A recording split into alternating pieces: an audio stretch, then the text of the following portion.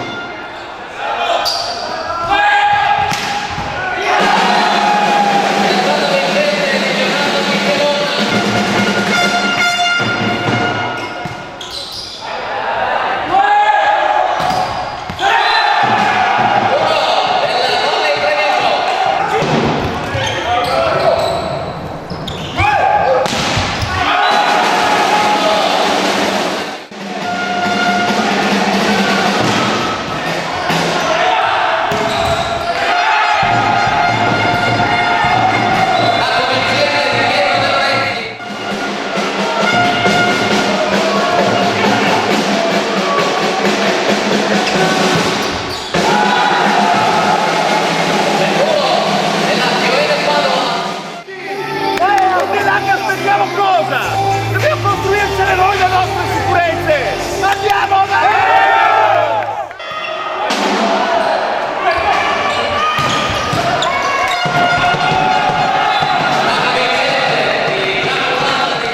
E anche il libero sta soffrendo, ok? E il contrattacco ricordati chi hai davanti a muro. Andiamo! Ok?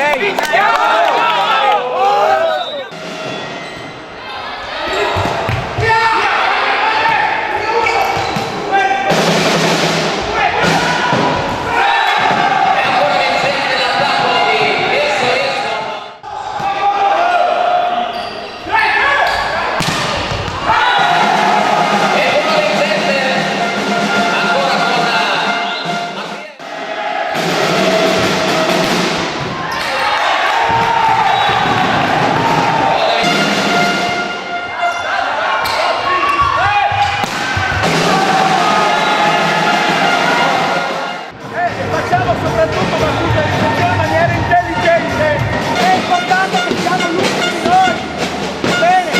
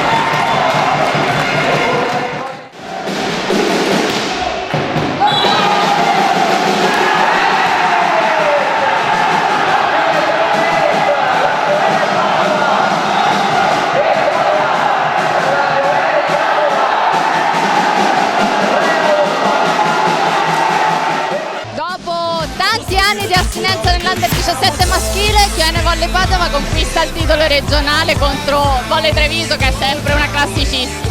Sì, è stato molto bello, una partita intensa, è stato un piacere giocare contro una squadra che comunque di un certo livello, e nonostante anche i problemi, cioè quel Covid e i infortuni vari, ce l'abbiamo fatta, quindi grazie a tutti. Consecutivi di dominio del Volley Treviso, siete stati costretti a abdicare in una partita che è stata combattutissima però.